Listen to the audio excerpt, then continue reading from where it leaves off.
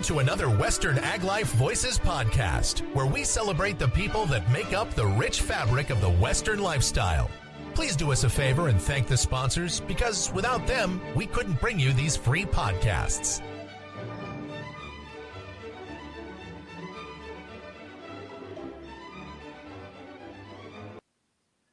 Well, good morning, ladies and gentlemen. This is Paul Ramirez with the Western Ag Life podcast. It's a beautiful day here in Arizona, and I have a wonderful guest on this morning. I want to do a little bit of moment of silence here for those of us that are involved in the Western rodeo and the Western lifestyle. Certainly, we lost one of our legends last night, Mr. Roy Cooper. Roy Cooper has passed away, and certainly anybody that is involved in rodeo or roping or rodeo certainly know who he was and what he meant to all of us. And so we're just going to give him a moment of silence, and then we'll get right into our episode.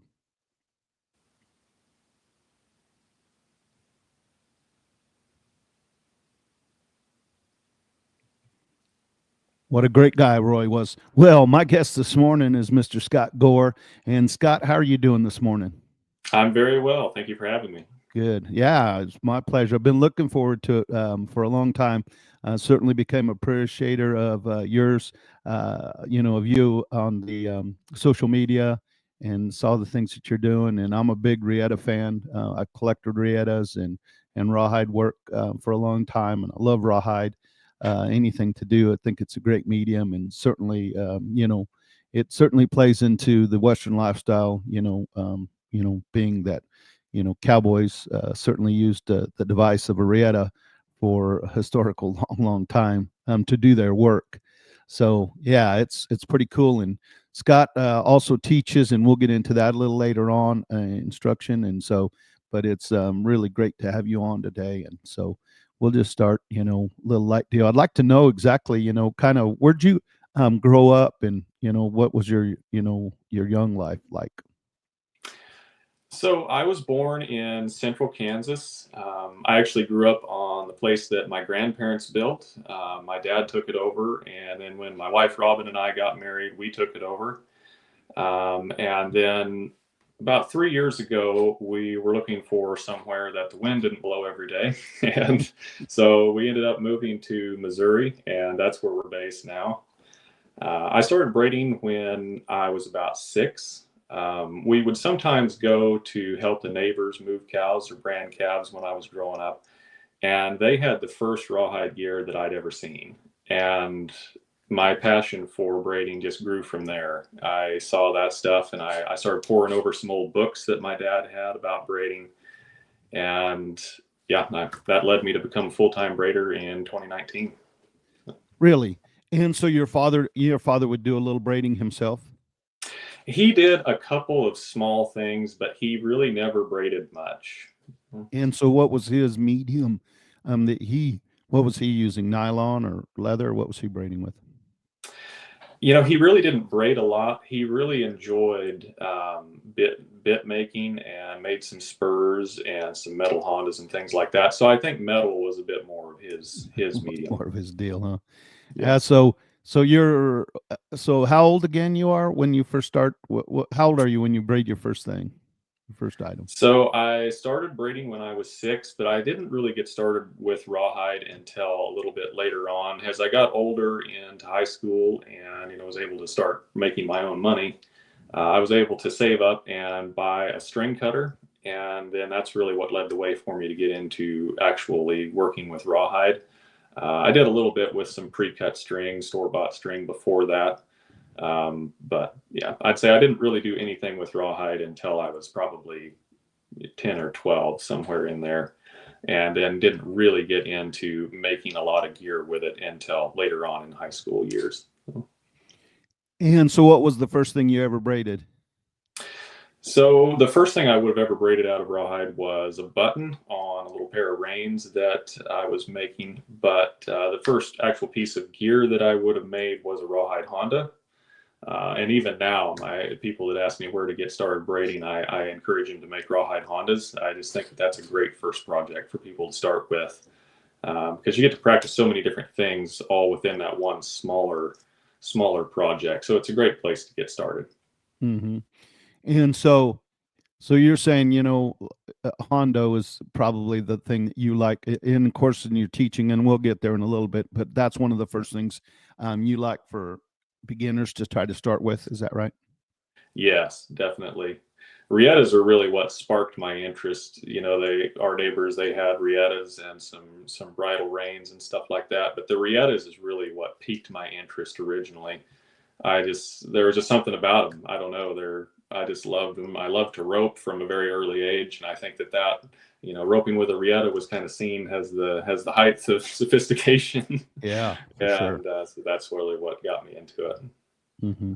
Yeah, like we talked a little earlier before we started recording, but like I told you, when I was younger, I worked for a veterinarian supply company, and back then I wish I would have done a lot more of it, but I actually got to do some exchanging riettas for poly or for nylon rope. Some of the Mexican ranchers, they saw that they would rather have a nylon rope or a poly rope for some reasons than to use their rietta rope. And it's kind of like trading an old, like 57 Chevy in for a 2020, what I mean, car. I wish I would have traded a lot more. I wonder where that deal is today. I'd be doing that. So. Yeah, I would be doing it too. Unfortunately, like I told you, I had to, provide them with a 45 or 60 foot, poly rope to do the trade. And I didn't have a lot of money, but I did do some trading, and I still have a lot of those riettas that I traded for. And I got to listen to those guys. A lot of those guys made their own riettas, and certainly they knew how to repair them, and they had different Hondos, and it was really I really enjoyed getting to learn about it. And so when I saw you on Facebook, I'm like, oh wow, that's crazy cool. I really enjoy it. And so you talked about, let's go back. You talked about, how many people, I mean, I know you can't ask how many people, but is it still fairly popular that people today are using the rietta to work cattle with? I think it is popular, and I think it's growing as well. Not only here in the States, but around the world. I think interest in rietta style roping or big loop style of roping is definitely growing, and I think we're even going through an even greater resurgence right at the moment. And so I think that is leading to a renewed interest in making riettas as well as using them. And what do you think has spurred that on? I think we're kind of seeing a resurgence in interest in kind of the Western culture or the Western industry right now a little bit. I feel like from my personal perspective, 10 or 15 years ago was kind of the same experience. And then I think things kind of went through a little bit of a lull, and now things are coming back up again. I think there's a lot of phenomenons that have kind of influenced that on the broader spectrum, but I'm glad to see it. I think that any interest that we can use is a good thing. Mm-hmm. Yeah, for sure. I just, the big loop style roping, I've always been fascinated by that. And certainly I think, it's a great way to handle cattle, to be quiet and efficient, and then, place your rope without, a lot of swinging or, I don't want to degradate anybody, but, kind of team rope style roping. A lot of people don't want to handle their cattle like that. So, absolutely.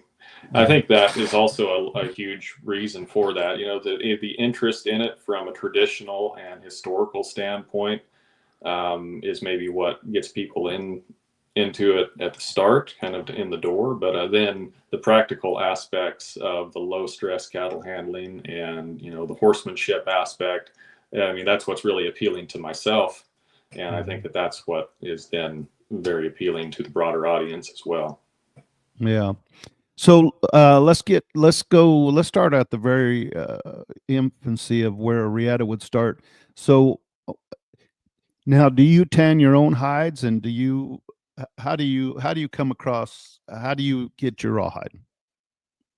So I make most of my own rawhide. There's really not any good commercial options out there for commercially available hides that are of good enough quality to braid with. And so I start at the very beginning, which is with a dead cow, and I make that hide myself. And from there, I dehair it. I dry that hide. When I've got rawhide, then I will soak that hide and cut it up into string. And then I bundle that string up and braid the rietta. And then when the rietta is finished, you can go through the whole process of breaking it in and finally using it. So that's, that's quite cumbersome there. So where do you get your hides from? Do you have a local, kill place that you get your hides from? So mostly is from local ranchers. You can use hides from cattle that have been butchered. Unfortunately, one of the biggest enemies to making good quality rawhide is fat. If there is a lot of fat on that hide, it is very difficult to make good quality rawhide out of. And so, animals that have been finished on grass or grass-fed beef is a good alternative to grain-fed beef if you're looking to make rawhide. But other than that, local ranchers and cattle that have been running on grass and things like that are going to be your better quality rawhide to use. Mm-hmm. And so, what's better, a cow or a bull, or is there, something that's better than the other? That really just depends. I've seen a lot of different scenarios there. A lot of people would say, kind of the old classic saying is that the old skinny cow makes the best rawhide. And that is not always the case. It can be the case. But a lot of times those old cows like that, have pretty much, they've gotten very thin and finally passed away. Those hides can be dehydrated a lot of times, and then that leads to rawhide that can crack or is rather brittle. Whereas, sometimes a younger animal that can make some really nice strong rawhide as well. I've made a lot of riettas out of, yearling steer hides, yearling heifer hides. From the wheat pasture cattle when we lived in Kansas, and those were some excellent hides. So it really just depends. A good hide has a lot to do with the health of the animal, I think, more than the age necessarily. Yeah, that's something certainly we never would have thought of, but yeah, that's cool. And of course, you would never have known that if you hadn't processed so many yourself. That you've now, is there a color? Would color have anything to do, hair color, with the hides? The hair color definitely affects the final color of the rawhide that you get. I personally really like black hides. A lot of braiders would shy away from black hides because that black pigment can stay on those hides and kind of discolor your string a little bit. It doesn't affect the quality at all, but just kind of the look. However, when you use the liming method to remove the hair like I do when making my rawhide, you don't have any of that, or you'll have very little. And so I really like the color of those black hides. Red hides are very popular. They give you a really nice, pretty amber color. Charlet hides give you a really nice light colored rawhide. So there's definitely some variance there, and it's just kind of personal preference more than it is a quality thing. Yeah, that's definitely something that I hadn't thought about till we started this conversation, and that's that's amazing that would, and I guess it makes sense, that the pigment then that's coming out of the skin, then fed the hair follicle that made the color of the hair, and so that's and so what about is there a big difference between like a bull hide, or I know in leather there is, between a bull hide or steer hide and or calf hide. Is there a difference in the rawhide?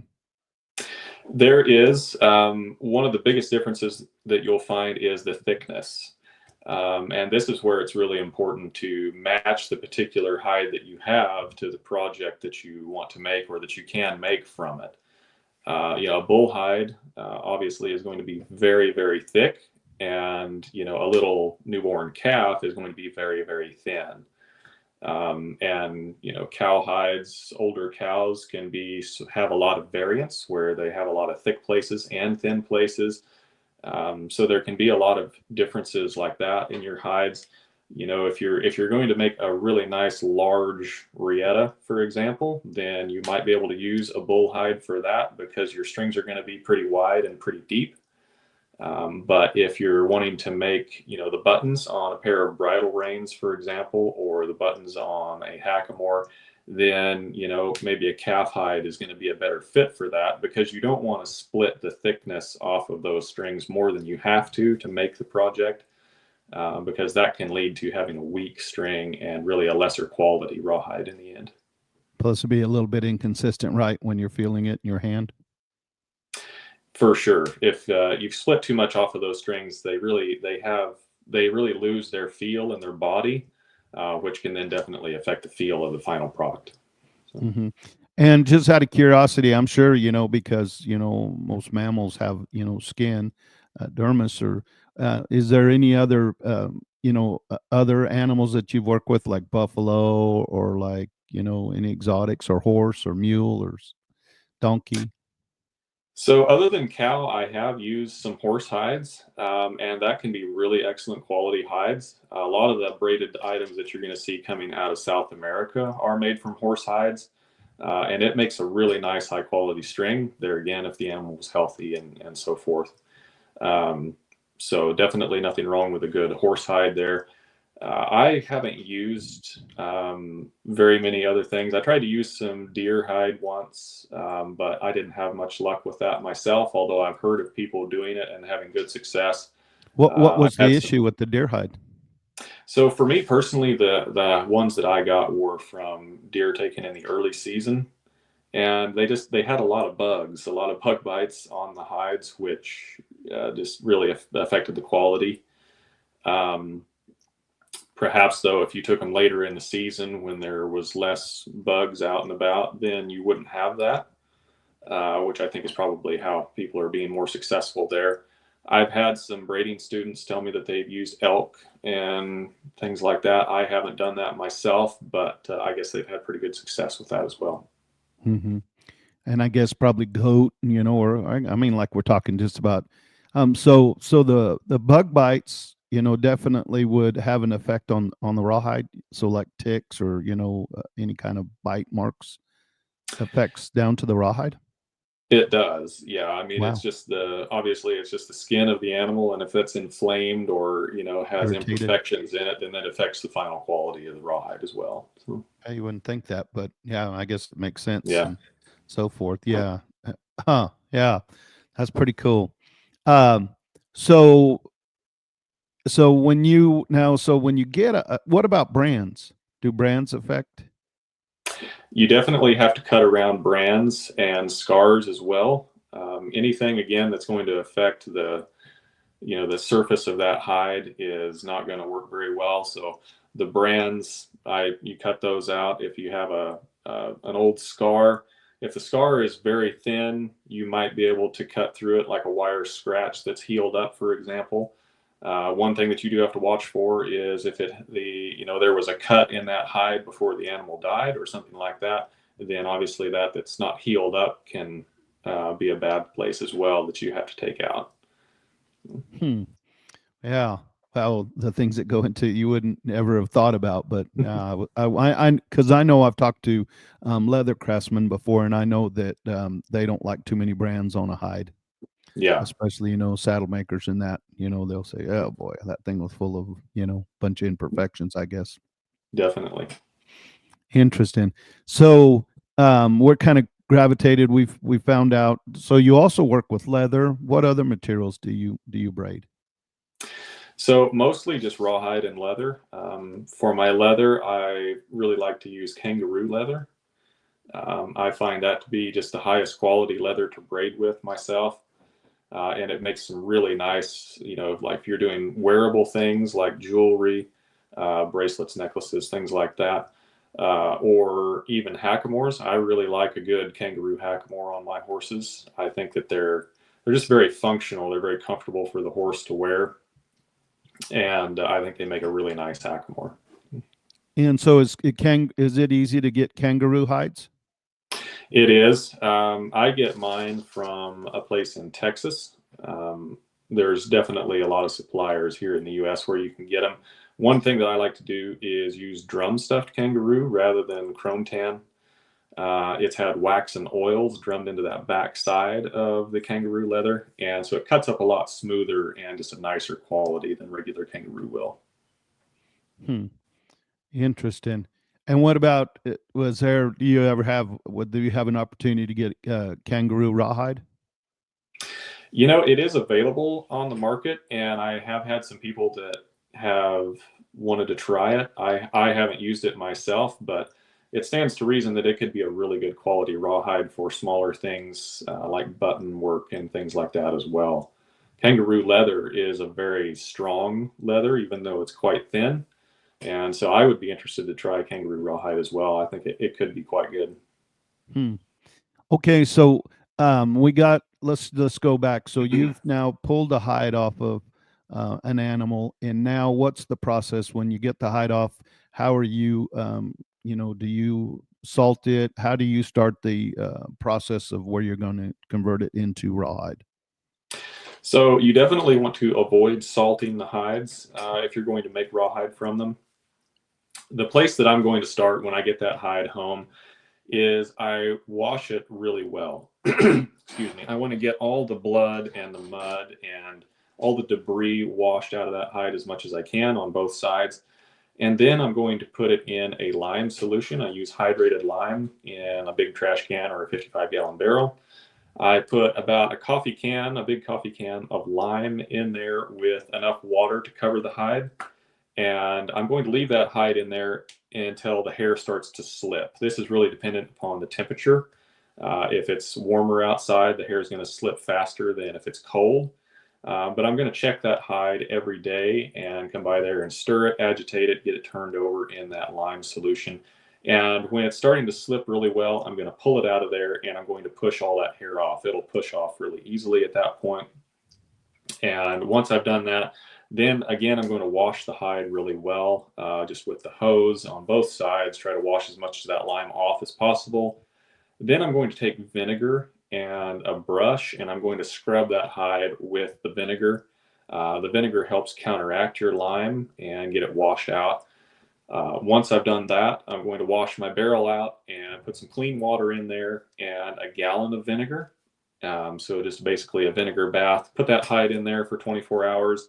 The next day, pull it out, and I'm going to dump that solution out, mix another vinegar bath, put that hide back in there.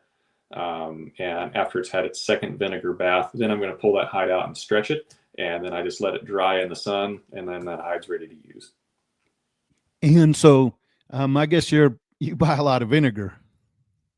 I do. It takes several gallons of vinegar to make a good hide. Now, let me ask you a question, because I just thought of this for the first time ever.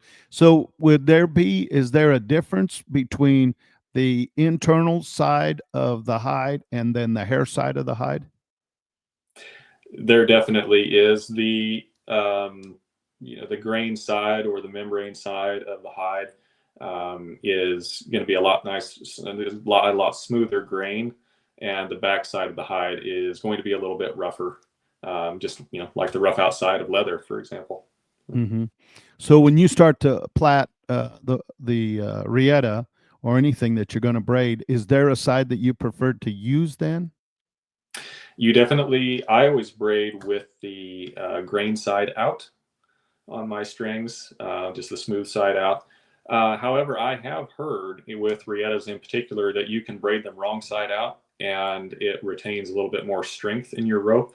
Because Really? most of your strength in your rawhide strings are in that grain side. And to braid with them, we obviously bevel our strings. So you take a little bit of that off.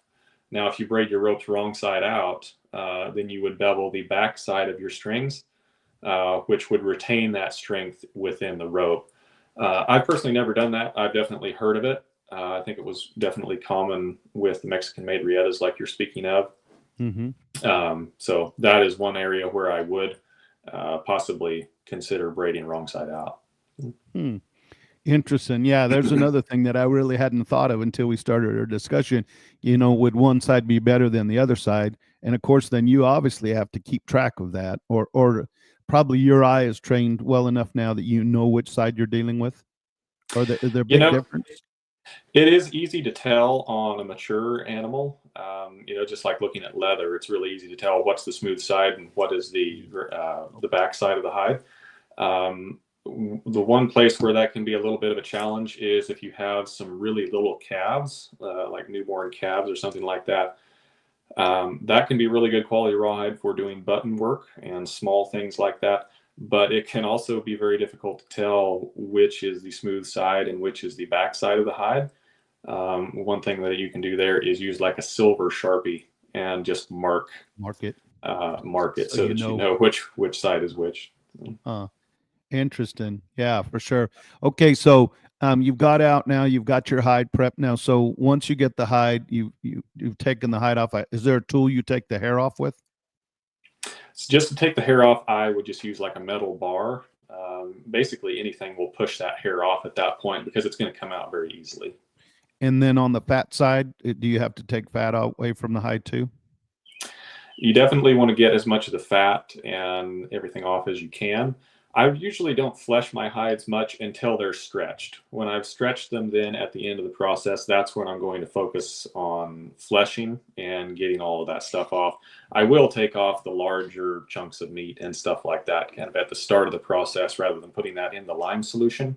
But most generally, I'll leave it till the end. Okay, and then so once your hide is ready to be dried, you obviously have like a apparatus that you put it on that stretches it out then and lets it cure. I do. I use a very high-tech piece of equipment called a hay ring, and that works very well. Just having just a regular size hay ring. So. And so then you stretch it out, you leave it out in the sun, outside, in a barn. What's I do. If it's good weather, I'll put it outside. That's another reason for using the hay ring. It's really easy just to roll them inside and roll them outside. I'll put them inside at night. That's a great idea. To rain. And then during the day, if the sun's shining, I'm definitely going to put them outside then so they can dry in the sun. And certainly try to keep the dogs away, I guess, huh? You definitely got to keep dogs away from your rawhide. It can be counterproductive sometimes. Come out and have your hides gone. So so how many days is it on the hay ring usually, before you'll take it off? I just leave it until it's completely dry. That really again depends on the weather. If it's raining outside and I don't have the opportunity to put it out in the sun, it can take several days for it to get good and dry. If it's a really hot summer day and the sun's shining and the breeze is blowing, then it'll dry just in one day a lot of times. So it just depends. Is there like a process I'm sure that some people do that it can accelerate it, like putting it in an area that's got lighting or something, where it would cook it, bring the temperature up? I'm not aware of that. You could use fans. I have used fans in the past. If you're, here in Missouri, for example, it's not uncommon to get, several days where it's just kind of overcast and raining and cloudy and a lot of humidity in the air. And in that case, if I had a hide that I wanted to get dry, I wouldn't have a problem just putting a fan on it. I think that would definitely help expedite the process a little bit. And it would also help keep that hide from molding. If those hides don't get dried right away, they can kind of start to mildew on the surface of the hide. And again, that can affect the quality of your rawhide as well. So in that case, I would definitely use a fan to try to expedite that process. Well, certainly, in Missouri, with the high humidity level that you guys have there, I bet a hide dries a lot slower than it would out here in Arizona. Probably so. Yeah. If it's not the summertime, it can be a challenge. I guarantee out here in summertime in Arizona, you dry hide pretty quick. It wouldn't take you too long to draw a hide out here. So now your hides at the right, I guess, level that you feel that it's dry enough and so forth, and you're going to take it off the ring. And then what's the next step after it comes off the hay ring? So at that point, I put it back in the water tank, and go back in. Yep, you've got to add moisture back to that hide before you start cutting it up. So I'm going to put it in there for several hours, possibly overnight. Again, that depends on the thickness of your hide. If you have a thin hide, it doesn't need to be near as long as a thick bull hide, for example. I'm going to put it in there, and then when I pull it out, I'm going to dry that hide off with some towels or or again, if it's in the sun, I'll leave it for just a little bit until all that moisture is gone off the surface of the hide. I don't want any standing moisture on it. Put that in a plastic bag or in a trash can with a lid overnight. And that allows that hide to what we call case, which the moisture is in, it just goes all the way through the hide. You pull that hide out the next day and it's soft, and it's easy to cut it up with a knife at that point. And so I'm going to put that hide out on the table or on the ground, and I'm going to cut just a nice big circle out of the center of the hide. All the edge pieces, I'm going to leave those for other projects. And then that center portion of your hide is what I'm going to use to then make the bulk of the string for my projects, either riettas or smaller things like hackamores. Mm-hmm. And so I guess once the moisture level is right for you, then you'll take what's the tool that you call that you start to go ahead and make your strings with? So once I've cut my hide up into that circle, I'm then going to use a draw gauge, and I'm going to cut around and around that hide and about 5/8 of an inch wide or so. Then that piece I'm going to then pull through my splitter, which takes it down for depth. It gets it all to one even thickness clear throughout. And then at that point, I'm ready to pull it through my string cutter, which allows me to cut for width. And then it also has a 45-degree angle, which I can then bevel those strings with. Mm-hmm. That certainly a lot of the riettas that I have that I've looked at, you could tell that they tried to bevel them, but kind of in a rudimentary way. They're not. Yes. They're not very clean, as far as their bevel. Probably like the work that I've seen that you produce is amazing. I mean, the way it sets against itself. And of course, I guess that makes for a nice uniform handling. Rietta.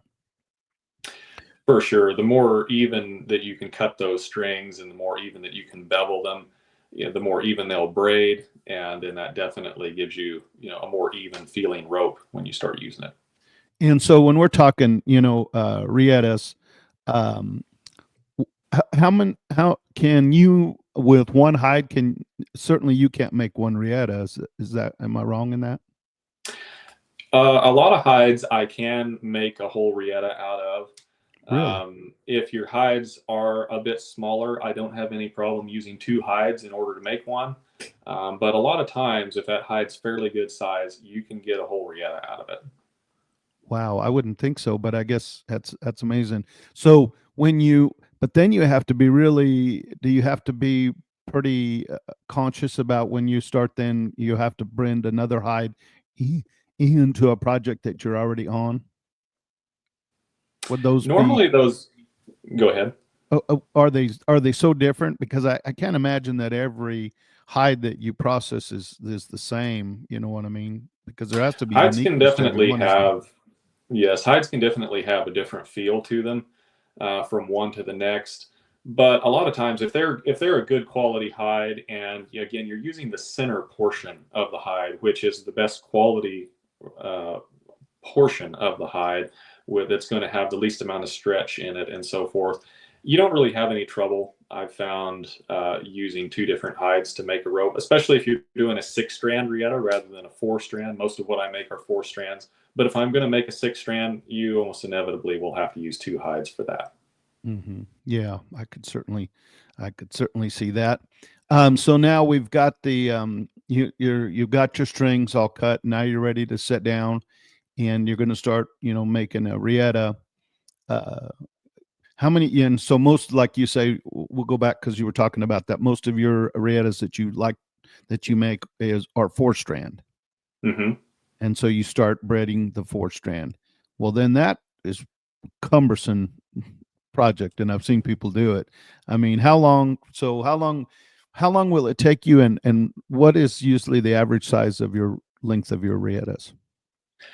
So it usually takes me around a week or so to braid the length of a rietta, depending on how long it is. Of course, I braid them usually from 50 to 70 feet. A good general length for a rietta, if I could only pick one, is going to be 60 feet.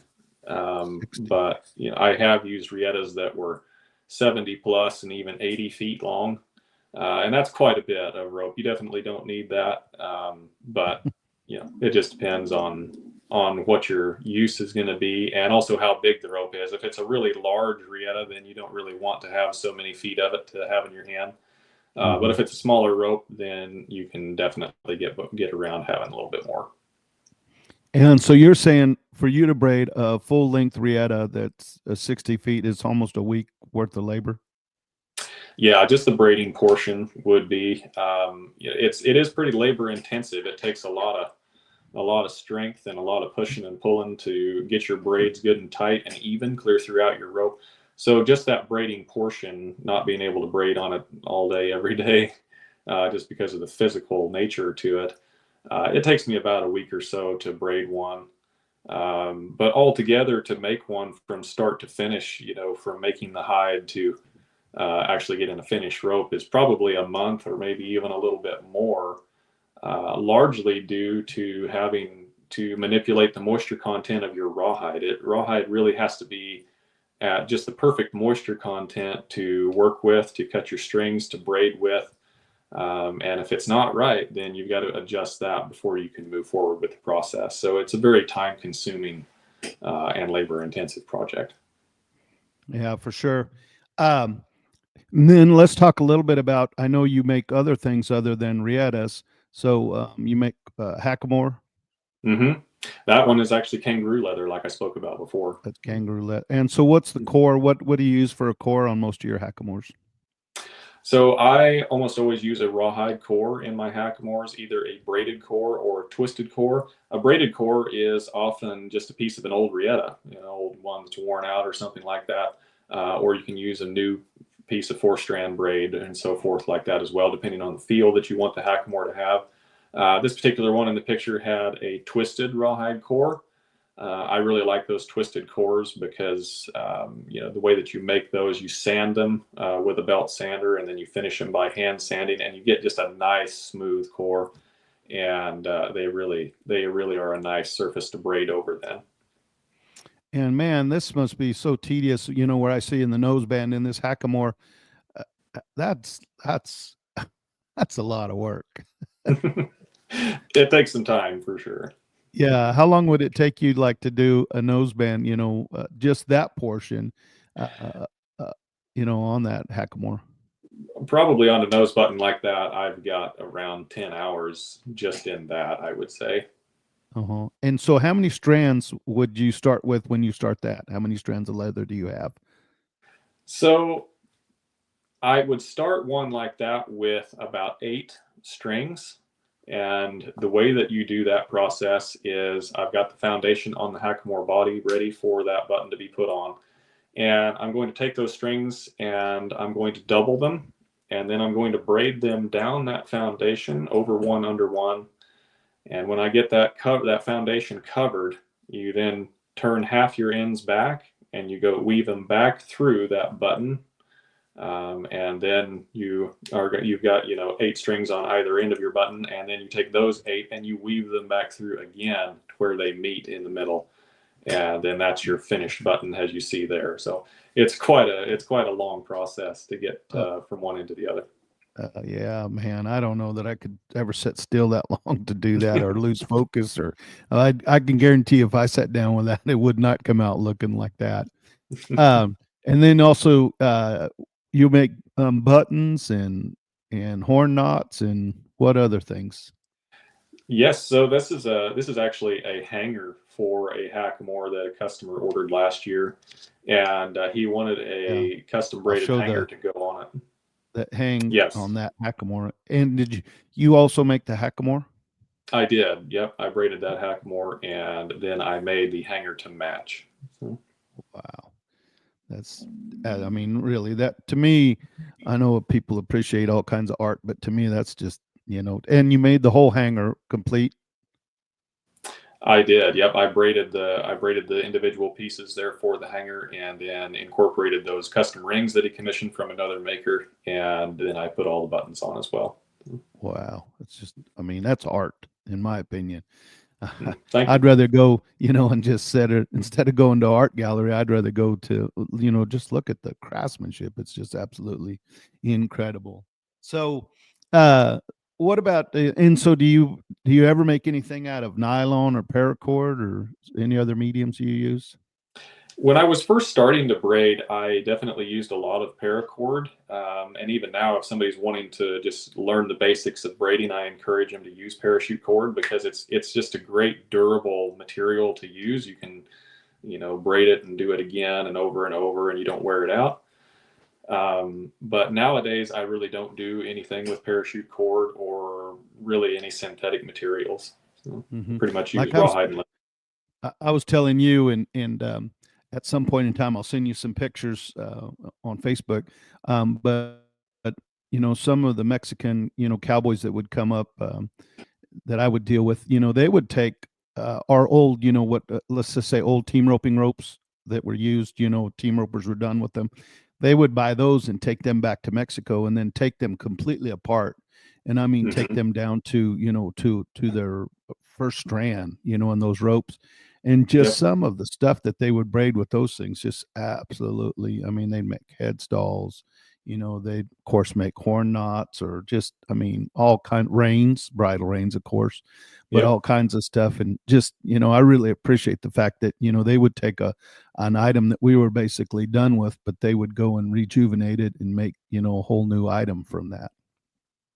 Absolutely. I mean, braiding is we're only limited by our imagination in what you can do with it. And some of the examples that I've seen with the things that people do is just absolutely amazing. And, especially braiding rawhide, I think is kind of the ultimate form of recycling in a way.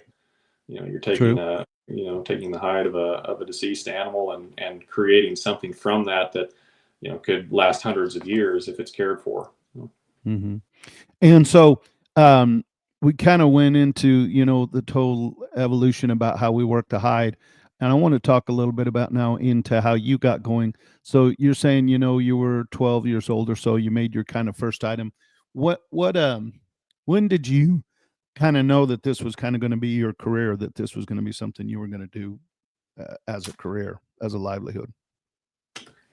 Yeah, that really, I think, came later.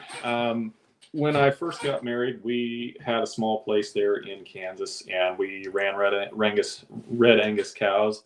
Um, and I started colts for the public there for a couple of years, but that was pretty weather dependent. If the weather was bad or something like that, I didn't have an indoor barn to ride in, and so I was looking for something that I could do, which would be a little bit more all weather. It wouldn't matter what the weather was doing, I could still get my work done.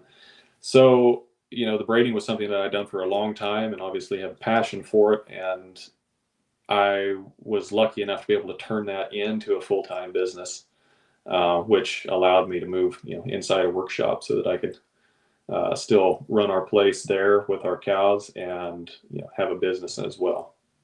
And so do you still run a few cows now?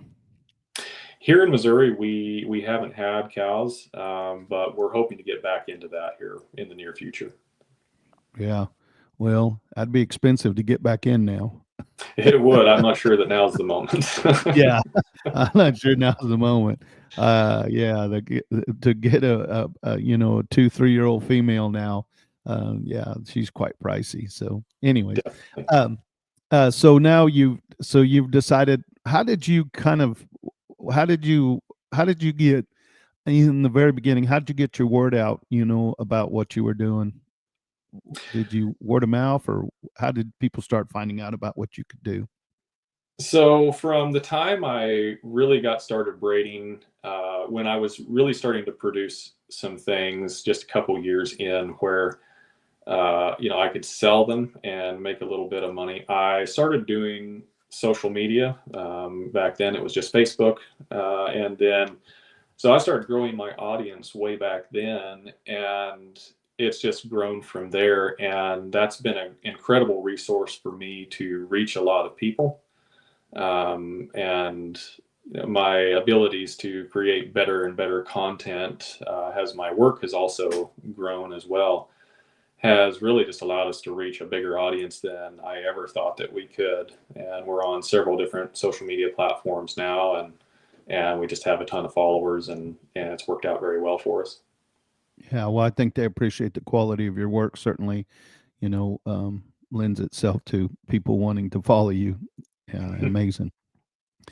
And so let's go ahead. So at some point in time, then you decide, you're at a point in time where you'd also like to start helping other people learn and, learn and find out about, braiding and working with rawhide. How did that come about? So during that time when I was just getting started as a full-time braider, I was having a lot of people reach out to me through our social media and ask braiding questions. And so seeing that need for a quality resource for people to learn, and also remembering how difficult it was for me to find just good quality information to learn from. Because back then there really weren't a lot of videos or resources out there other than a few books. And so seeing that is really what led me to then start making instructional videos to help people learn. And I've really developed a passion for that. I love teaching and seeing people's progress. And I think it has never been more important to preserve not only braiding, but all forms of handmade craftsmanship. Because when these skills and traditions begin to slip away, it can be very difficult to get them back. Yeah, for sure. Especially something, like learning, how to, take basically a raw material and convert it in to something that's, some people consider art. Definitely. Yeah, definitely. So, so now you have an instructional. Let's talk a little bit about your teaching process, because that's the first. That's probably that's probably how I found out about you. Is I saw something on social media where you were teaching, how to do something, and so let's talk a little bit about how that, how that works, and then more importantly, how people could start to find out how to get a hold of you, and then to how to start to participate in your courses if they're interested. Sure. So I post a lot of tutorials and content that you can get a lot from on my social media. And then if you're looking to really get into braiding and learn all the details, then you can go to Be a Maker School, which is beamaker.school, or of course you can find that through my social media and website as well. And that's where I have my braiding courses. I have courses on braiding leather, braiding rawhide, making riettas, making hackamores, everything from start to finish, where anyone I think can pick that up and really learn the process. When I was first starting, it was difficult to find information, like I spoke about before. So when I was putting these together, I really focused on that. What are the things that I wish I had had access to when getting started? So all the information in the videos that I've created are really from that point of view. And so, and I'm sure you help the students also then, because certainly anybody that's going to want to work with rawhide is probably not going to want to do it like you do as far as, processing the hides and so forth. I guess you help them set up where they can purchase material that's already finished and ready to start to braid with.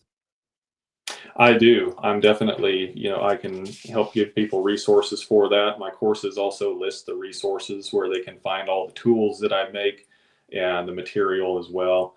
And if anybody ever has any questions, I am more than happy to chat with them if they want to reach out to me through my website, send me an email, or, through our social media as well.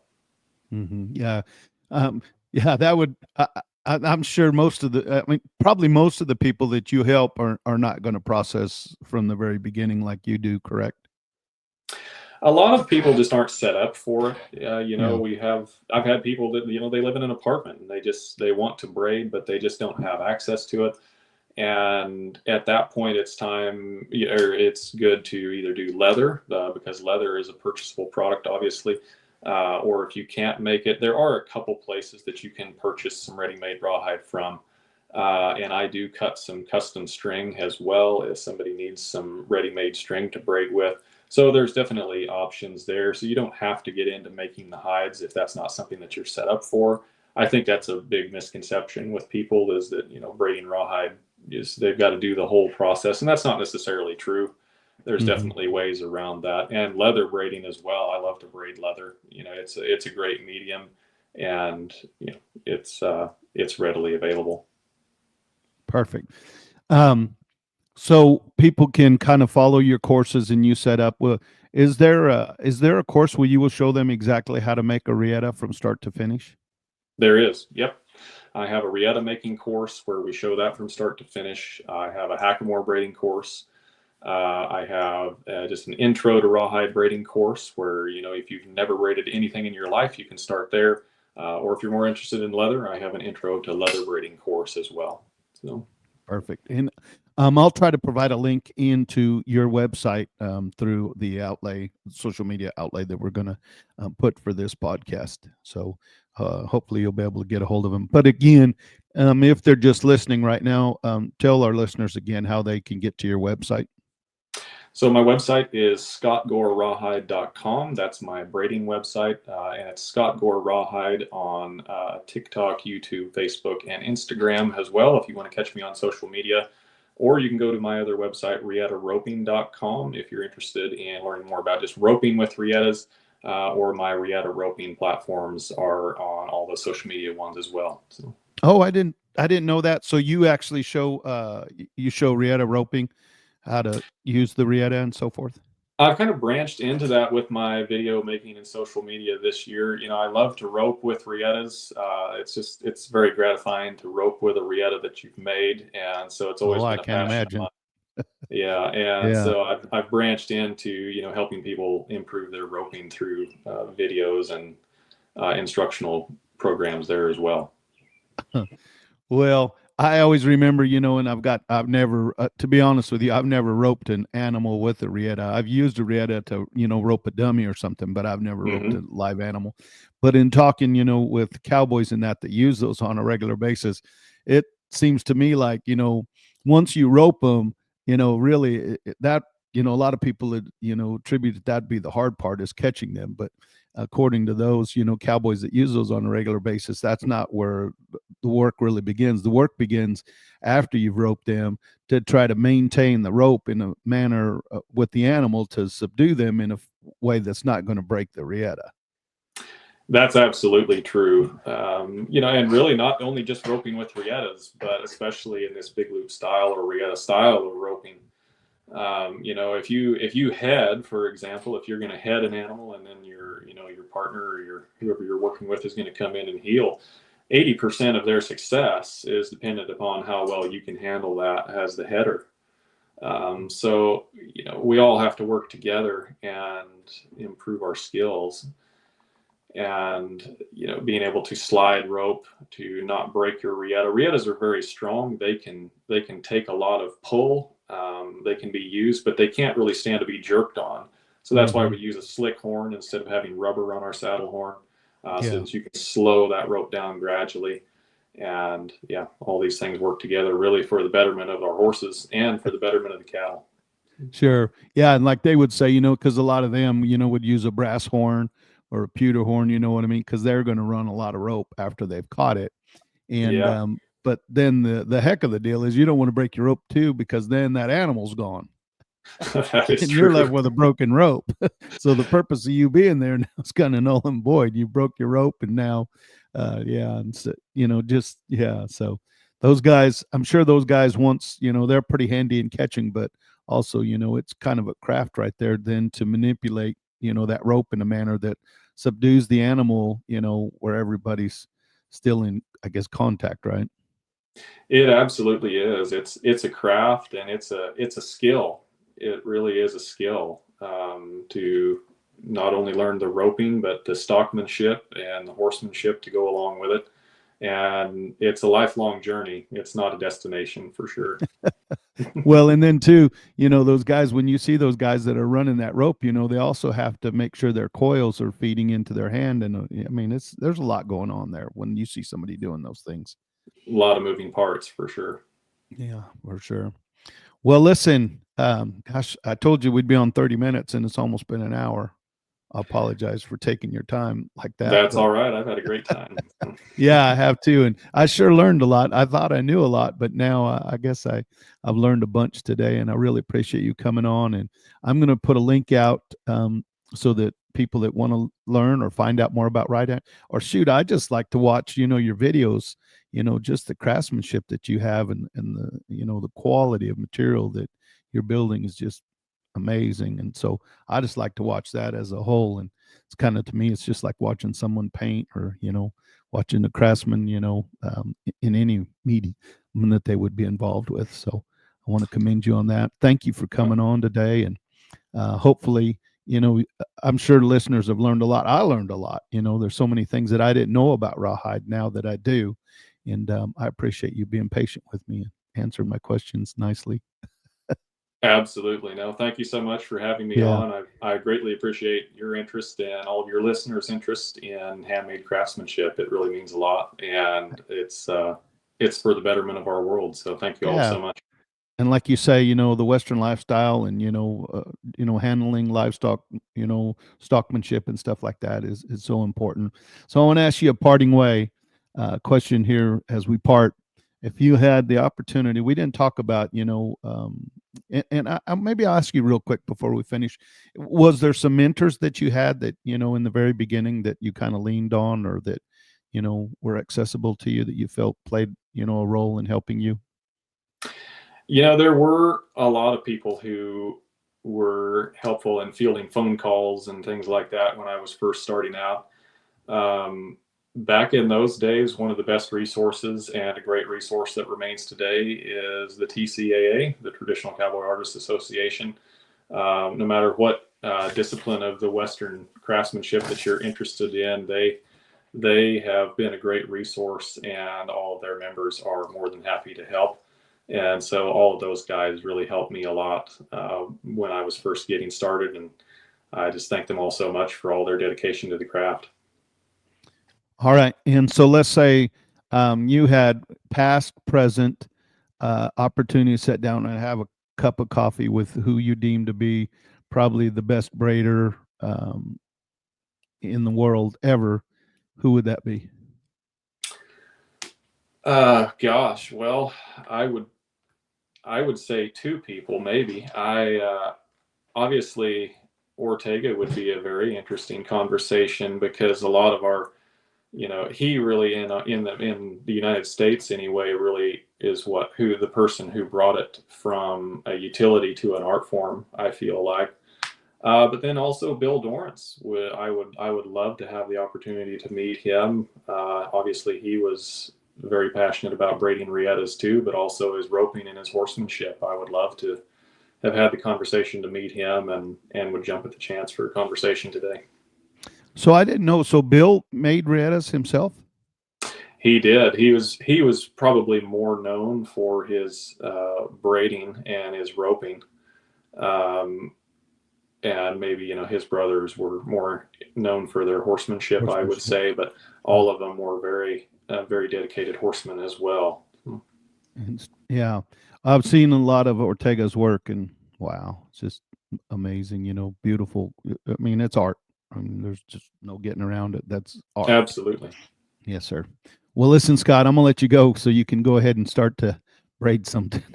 That sounds good. Thank you for being here today. I greatly appreciate you coming on. And ladies and gentlemen, I'll put it on the social media outlay, and on the lay for this, I'll put a tag in there where you can go to Scott's website, and you can find out if you're interested in starting a braiding course, and give him a holler, buy one of his programs, and I'm sure it'll be a lot of fun. Scott, I'm going to let you go. Ladies and gentlemen, this is Paul Ramirez, and if it's Western, it's probably the Western Ag Life.